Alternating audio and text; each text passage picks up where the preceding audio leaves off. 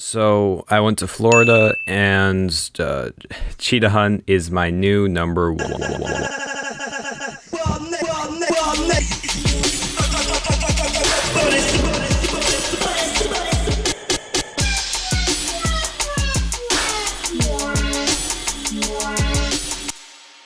Okay, look.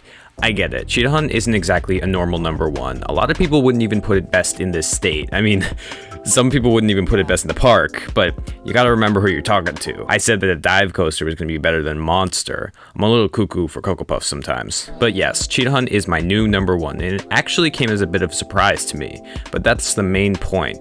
It's my favorite coaster. That doesn't mean it's the best coaster I've been on, it's just my personal favorite. Cause yeah, Toro and Skyrush are both way better from an objective standpoint, but that's not what makes this ride so great. Before I talk about Cheetah Hunt though specifically, I want to backtrack a little. I want to rewind all the way back to April of 2019. This is when I went on the Hollywood Rip Ride Rocket with my family, and this was basically the turning point for me becoming an enthusiast. Prior to this, I was deathly afraid of roller coasters and wouldn't go on so much as the goofy Barnstormer even if I was paid.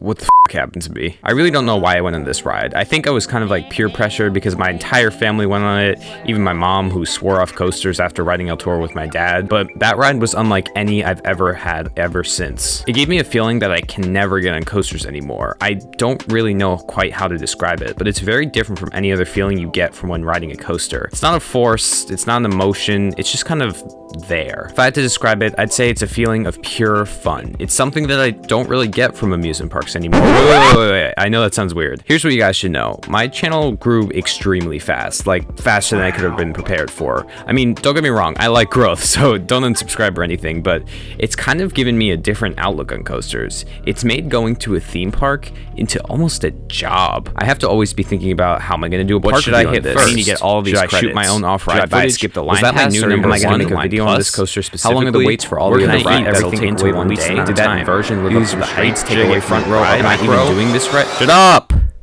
Shut up. When I go to a theme park, and especially on an anticipated credit, these are all things I have to be thinking about as a content creator and as an enthusiast. It takes away from the ride experience because the manufacturer didn't design the ride so you could get in the back row in a Stratocoaster. They designed it so you could enjoy it. These rides at their core are just meant to be fun. And as an enthusiast, that's something that's hard to come by. It's really hard to ride a coaster and not try and form a strong opinion, because as a content creator, me saying, oh yeah, that wasn't great, but it wasn't terrible, is the equivalent of like a C, when in reality, it just means I was simply trying to enjoy the ride for it was while I was riding and not think about forces or smoothness or anything. I want to go back to that time, the Rip Ride Rocket time, the GP time. Honestly, I think the GP have more fun at parks than enthusiasts do because they're just trying to have fun. That's why the best park visits are the ones at your home park, not the first time you go to Cedar Point when you're rushing to get all the credits.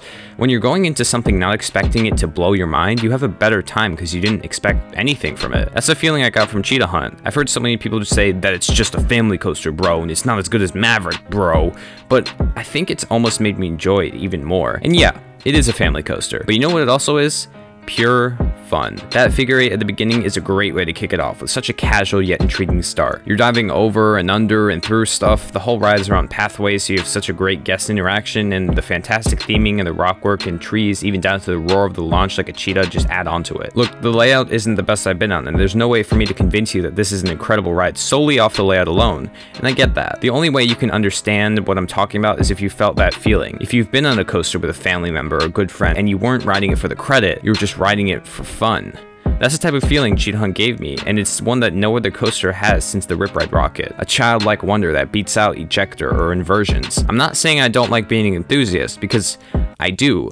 Clearly I do. I made an entire channel off of it. I'm just saying that being an enthusiast has its pros and cons, and if you take off the enthusiast lens for a little bit, you might find something you never thought you would. I didn't think this ride was going to be good. Honestly, going into the park, I thought I was going to enjoy Cobra's Curse more, and that's why I didn't do this ride until late in the day. It just wasn't a priority for me. But Montu and Kumba both didn't live up to the hype, and Shigeru was fine, but it's just another diving coaster. After staring at Iron Gwazi all day, I decided to do Cheetah Hunt in the front row, knowing that, yeah, I probably wouldn't get any whip or great airtime, but I just want to feel like a cheetah swooping low to the ground. I want to feel the ride how it was designed to be felt, and because of that, I went in without an enthusiast view in it. I just went in to have fun, and it exceeded every and any expectation I had. Next time you go to a park and there's a coaster maybe you're not super hyped to get on, go in it as a GP, because if you go in it as a GP, maybe you'll find a new number one too.